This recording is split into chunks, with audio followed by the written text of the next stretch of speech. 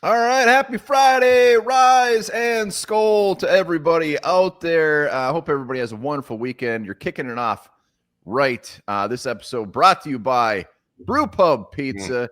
Get your butts to the store for the weekend. It's big, it's bold, it's outrageously delicious. It's freaking brew time. Oh, look at that. Wow. God, you really cooked the hell out of that thing. You know what? I think I nailed it. Let us know in the comments your favorite brew pub pizza. We got trivia, we got news, we got a lot of draft talk. So stick around till the end. Hit that sub button. Let's get to 15,000 subs. Are you ready, Lupagus? I was born ready. Came home with my mom, ready to go. Ready? Let's do this. Let's start off with a little bit of news. There's not a ton out there. Bleacher Report put out a wonderful article predicting the top 10 free agents and where they're going to go after the draft. And they had the Vikings on there. Really? It was not Asante Samuel. Was it a guard? It's Mike Hilton. It's Mike Hilton, the cornerback from the Bengals. 31-year-old Mike Hilton, still playing fairly decent. How would you feel about old Mike Hilton coming to town? How big is he? I feel like he's just another 5'10" corner. Is he? Well, I think you need to start to realize there's a lot of 5'10", 5'11" corners in the league. They're not all 6'4". Secondary to be 5'10". He's 5'9". No, I don't want him. I bet if you pulled up like the height of the starting cornerbacks for a lot of teams, it's right around that 5'11". You get some big receivers. It's a total mismatch. We need some height back there in the back end. So I'll pass on Mike Hilton. I would take Mike Hilton because it's going to be very cheap, and we get an old timer back there. We'll see. They're going to see how the draft shakes out. Also, TPP shared an article from The Athletic yesterday, and there was some interesting nuggets out of that article. And I'm just going to go through these quick. Teams questioning the Vikings' moves in free agency, saying that they did what the Colts did a few years back and just signed a bunch of old dudes. Didn't pan out. Some saying Ryan Grigson could potentially be the next GM if something doesn't get done with Kwesi. Rye guy, I think, has a lot to do with a lot of these moves. What else? That's pretty much it. Ben Roethlisberger was on a podcast saying that Aaron Rodgers is still holding out for hope for the Vikings, blah, blah, blah. So there's that. Yeah, the only thing with Rodgers, McCarthy would have to get hurt at this point. He's done everything that the team has wanted him to do. He would have to have some kind of injury again, and then you go out and bring in Aaron Rodgers, which if that was the case, then I would be for it. So Rodgers can do whatever the hell he wants. He can sit and wait for that to happen, but hopefully it doesn't, and he just retires. All right, let's go to trivia time. Trivia time, because I believe you're kind of on a roll here. Maybe two in a row. Who's the highest drafted guard by the Vikings in the last 20 years? Last 20 years. Comments. Let us know the highest drafted guard. I got two in mind, and I think I know which way I'm going to go. All right, well, let's get into a little mock draft talk. Last week we did the mock off. We're going to do it again. We're going to do it again. What on here? I'm going to give you two mock drafts. You pick which one. One. Number one, the little wheeling and dealing, got back to 31, got 63, did have to give up another pick. But how does this one tickle your fancy? You only end up with 4 picks. I don't think you know how much I like Jack Best from TCU. I think he'd be an ideal number 3, potentially number 2, if Addison does get suspended. Very, very high on him. A guy I would love to get at that spot. I love Kenny Grant. I actually love all 4 of these players quite a bit. So the quality here in my mind is very good. It's the quantity that's a little bit of the question. Yeah, old Jack, everybody wants him. Will he be there at 63? He's fantastic. One of the most lovable receivers. So, yeah, I definitely went all in here. But then the next one, I definitely did a little more wheeling and dealing. I'm not a big Miles Frazier guy, though, I got to say. He's not a big, meaty guard. That's fine. All right, here we go. Here's the next one. Wheeling and dealing end up with 7 picks. 7 picks. Oh, man. First, I want to talk about Ty Robinson. Baldy did a breakdown on him, and, man, he really shut up my want list after seeing Baldy. Matt Miller had Ty Robinson in round 2. The dude, I wouldn't be surprised if he does go round 2. But Baldy knows his shit, and when he's calling that guy out and saying how good he's going to be, you got to listen because he's usually right. We don't get the D tackle at 24. We traded 26, and then we go Manwari, but you still get Walker and Robinson, so that's pretty huge. I love Charles Grant. We love Gus. He was on the show. Love Kobe. Man, you made this one tough as hell. Do you know that one of Kenneth Grant's biggest knocks is the exact same as Deion Walker, that he stands up. That's his biggest knock. Did you know that? No, but he's got power. Walker does not have I mean, power. Walker's 6'7". I know, but he's more of a finesse guy, which is weird at that size. God. Look at these players. I think I'm gonna go with the one with 7. I'm gonna go with the one with 7. Wow. All right. I tried to make it tough. I honestly think I might go with the top one. Yeah. No, it's tough. Emanwari is just like it's gonna be one of those picks if that happens. Be like, all right, it makes sense, but like we're not gonna get excited year one, but like next year, like it'd be like, holy shit, I'm so glad we got this guy. Yeah, he'll be a horse. All right, mock off is done. Let's go to top comments quick. Then we still have some more draft talk for sure. We got some late round crushes. I'm gonna have Lupagus sugarcoat some things, make us feel better about possibilities that we might not like. Let's go in the comments. Griff Daddy says, I've been saying tight end, linebacker, and wide receiver are 3 biggest needs after left guard. If we don't love the secondary, but who would you cut at this point and not lose on waivers? So he's dying on that hill. Basically, he's saying tight end, linebacker, and wide receiver are biggest needs after left guard. Who was he talking about cutting? No, he's just saying like if we had to cut somebody in the secondary, we're not going to get them back. Oh, that's kind of irrelevant. It's more so that I don't think he tight end, linebacker, and wide receiver are not getting enough talk as needs. And Griff Daddy, I mean, he's been saying this for a while, and I feel like it's starting to shift a little bit that way. I'm still not saying those are our top 3 needs, but there's been some more momentum with the Vikings potentially going with the wide receiver, maybe even a tight end at 24. So I do feel like things are swinging a little bit that way, but those still aren't my top 3 needs. If the Vikings are all still that high, I mean, they're very high on Isaiah Rodgers. I mean, I wouldn't be completely shocked if we didn't take a cornerback. Oh, yeah. Tim Lindsay says, is Horned Up staying on Thursdays? Working and can't watch on Thursdays. Going to miss it. For the foreseeable future. Usually it's kids sports that bumps it to Wednesday. Yeah, usually when fall comes around, we go back to Wednesdays because nothing happens on Wednesdays. So yeah, unfortunately, Thursdays will be the day moving forward. Also, be sure to join us for the live draft party. Thursday night for the first round, and then Friday, and then also send your draft videos in, make your selection, send us to Onebar, Lupagus at Gmail. We give a wonderful Oscar award, Viking Funeral 2-time winner. Yeah, and supposedly maybe not gonna try to. He's gonna do it. He's gonna do it. Robbie says I'd take Donovan Jackson ahead of Zabel. I mean, there's a case to be made there. Donovan Jackson, I mean, he can definitely swing outside and play tackle too. Did that last year at Ohio State. Played very well after kind of a rough first game against Abdul Carter. I'd be fine with it. I think Zabel's probably a better scheme fit and a little more versatile, but I wouldn't be upset. I think when it comes to those like 3 or 4 guards, nobody knows which way they're going to go. The big boy from Arizona, Zabel, Jackson. I don't know. I think it's a little bit of a mystery there.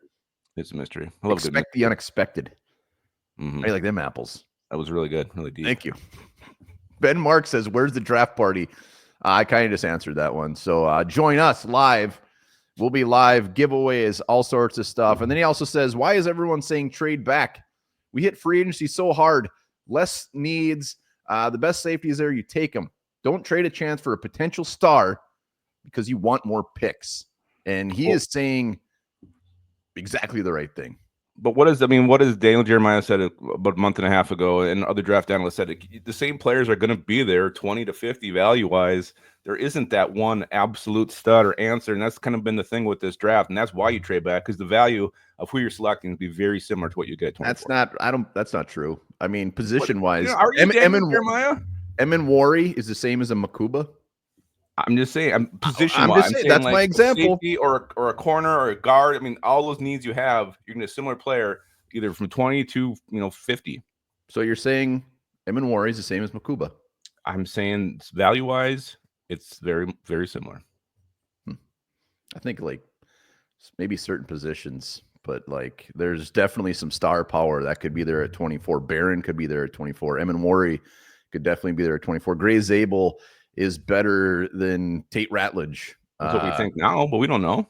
I know. I'm just saying, like I would I think we get so hard up on just wanting to see more draft picks, and when you really look at the long history of it, usually we end up with more. None of them pan out. They're not very good. More shots at the dartboard, more chance to hit the bullseye. Yeah, but round one, that bullseye is like this big. It's like this big and not like this. Oh, we missed it before. Oh, yeah, and we will miss it again. Lone Wolf says, Kwesi needs to prove himself in the draft as a GM. Not how many picks you have, but hits on your picks. Pretty much the same thing. So, yeah, I'm really on board with that, man. If we end up with 3 picks, I don't care. Just get some. We killed it in free agency. Fill a few holes. Get some cherries on top. Get some cherries. Yeah, and the thing is, we're not going to know if those are cherries or turds until about 2 years down the road. Eamon Warry's not the same as Makuba or Billy Bowman. That's not what I was saying. I'm not letting you have value-wise at positions, you're going to find the same similar players down the board. So you could trade, you get a very good player, whether it's a different position, or you can get a very good player 24. Scott Larson on the Jordan Addison trades. A lot of comments on the Jordan Addison trade as far as that Buffalo reporter saying they might be looking to trade for Jordan Addison. Nobody wanted to trade him, not many.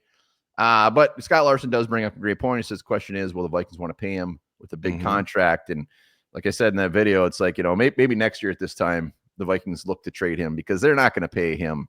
And I could see Jordan Addison coming next year and be like, all right, it's time to get paid. Pay me. They're going to be like, oh, shit. 100%. And it depends what happens this year, too. I mean, if he does get suspended, how does he come back after that? It's a huge year for him because looking for that big contract next year, and the Vikings just can't pay him. You got McCarthy. If he does pan out, you're going to have a huge quarterback extension down the road. You got to start saving for that. You just gave a ton of money to Justin Jefferson. So I think he's out. So try to get something for him while you can. Yeah. Look at the Bengals. They just paid their 2 receivers, and they're probably going to suck for the next 5 years because they did that. But they got good receivers. Really good receivers. All right, Lupagus, it's your job now to help sugarcoat what I'm about to throw on you as far as potential draft options. Okay. You sugarcoat this. There's no negativity in this segment. Yeah, Hairston is aggressive corner. He's going to fit very nicely into Brian Flores' scheme. You can put him inside. You can put him outside. You can send him on blitzes. So perfect fit for Brian Flores' defense. Maxwell Hairston. Wow, you did it. You did it well. Vikings pass on Kenneth Grant for Derek Harmon. Yeah. Again, versatility. Versatility is the reason here. Harmon, you can play him outside. You can move him inside. He can stuff the run. He had led. He had like 65 pressures last year. The dude can get after the quarterback. Grant's a little bit of a different thing here. Harmon on this line with those edge rushers. Can you imagine that? A lot of tenacity and speed coming off the edge. Oh, you are sugarcoating it very well. Next up, Vikings trade up from 97 to 60, giving up the rest of their picks. That's fine. We got a great player. We got a starter at 60. We're going to probably get some guys who are going to maybe fight for the practice squad with those 2 lower picks. So draft's over. It's very sad. But we got potential. Whoa. This isn't sad. We're sugarcoating. I said the draft's over at 7. We got 2 really good players at 24 and 60. Can you imagine if they trade? So now that you did it very well in the sugarcoating, because all of these things are definitely possible. But yeah, can you imagine if we not only traded all the rest of our picks up to 60, but we just took like somebody effing weird? It would have to be a corner or a guard, someone who could potentially be a starter. All right, we're gonna go over some late round crushes real quick. Lupagus and I each did 3. These are anywhere from like round 5 undrafted. We don't know where these dudes are going to go. But here's my late round crushes lately. And it's Clay Webb, a guy that I've kind of liked ever since the draft process started. He went to Georgia. He was a top recruit. Then went to Jacksonville State. At Georgia, he didn't play much. So he's like, screw it. I need to go somewhere else. And he went to Jacksonville State, tore it up as a guard, very athletic. He's going to play center in the NFL. And with him is he's not only athletic center, but he's got power. Like Garrett Bradbury was an athletic finesse type center. Clay Webb's got a little punch to him. Justin Wally, Minnesota Gopher cornerback. Anybody who watched the Gophers knows Wally. Good size, speed, experience, and the dude has a sniffer for the ball. Thank you. I was hoping that was going to happen. So like 6 or 7 interceptions. Can't remember career interceptions. Can play inside and outside, mostly outside. But a guy that's consistently drafted in like round 6, round 7, sometimes undrafted. Love the dude. And Tez Johnson, even though he ran like a 7.4, I don't give a shit. If we don't take a receiver early, Tez Johnson can still go like early. He could still be like a round 3 wide receiver, but production. He's all about production. Out of the slot, wham, bam, yards after catch, ball in his hands, good things happen. I love Tez Johnson. I mean, what is he, like a $142 soaking wet? There's Tank Dell. There's good receivers out there that aren't big. I mean, you got to get out this size thing. Well, Mike Hilton's been a very good cornerback. You know a bunch of shorties out there. I do like. I think Tez Johnson's going to fall now to a spot where he's going to be a very attractive option on day 3. So, because his production speaks for itself. So I'd be all for a flyer on him day 3. Yeah, these are late round crushes. It's like bar close at like 2 in the morning. You're like, man, I need a late round crush. It's about to close up here. There she is. I think it's a she. All right, let's go to Lupagus' late round crushes. Yeah, I'm going Jackson Slater, the Sacramento State. Very versatile, very athletic. He tested off the charts in every single category. I don't know where he's going to go. It could be round 5. Could maybe he sneaks into early round 4. I don't know. But a guy I think can give you some position versatility, and he's just a freakish athlete. So I love taking that on day 3. Aronde Gadsden, the second son of Aronde Gadsden, the wide receiver for the Dolphins. That does make sense. Just kind of a thickly bit. He's a pass catcher. A lot he can do. He works the middle very well. Good after the catch. He's a decent blocker too, and he's a guy too you see all over the map. A lot of times he goes late, but sometimes he's very early depending on what simulator you're using. And then I also went with the linebacker. Are you sure he's not a kicker? Gadsden? No, Lindenberg. Look at that dude. That does not look like a linebacker. He's a linebacker. He's like 6'3", 230 pounds. Big guy, good athletic ability. He's a homegrown guy. He's from Anoka, Minnesota. So he's Minnesota tried and true. I love getting those true Minnesotans on your Minnesota Vikings. He started his career on offense, moved over to defense. So still some growth there at linebacker, but a guy who also tested off the charts according to those Rise scores. And just a reminder, Gadsden, the second, is the son of Gadsden, the first. I did DNA test before. I love legacy players, man. You know that. Well, yeah, I'm just like, it's just very obvious. I did. I got to say, I missed the D in his last name. I apologize, Aronde. I got to be. I don't know much about him. I got to look into him. So I'll check him out.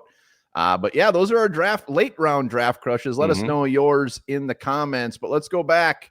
Lupagus, the trivia question: who is the highest drafted guard by the Vikings in the last 20 years? What do you got?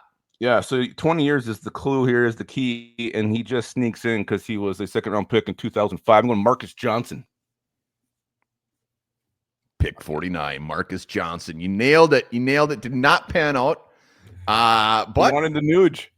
He his coaching career has panned out. He's I believe is at Purdue or somewhere. He's coaching in college. So hats off to Marcus Johnson. So that's wonderful. Hell yeah. Very proud of you. I'm also very proud of him. That is a bow on Rise and Skol. Remember, get your butts over to the store. Grab yourself a brew pub pizza. Lupagus kept showing that bacon cheeseburger one. Damn it, I'm doing it. I'm having it this weekend. It's gonna be fan. I'm gonna put ketchup and pickles on it. I ate it last night. It was delicious. Let us know in the comments your favorite brew pub pizza. Remember this: it's impossible to sneeze while you're sleeping.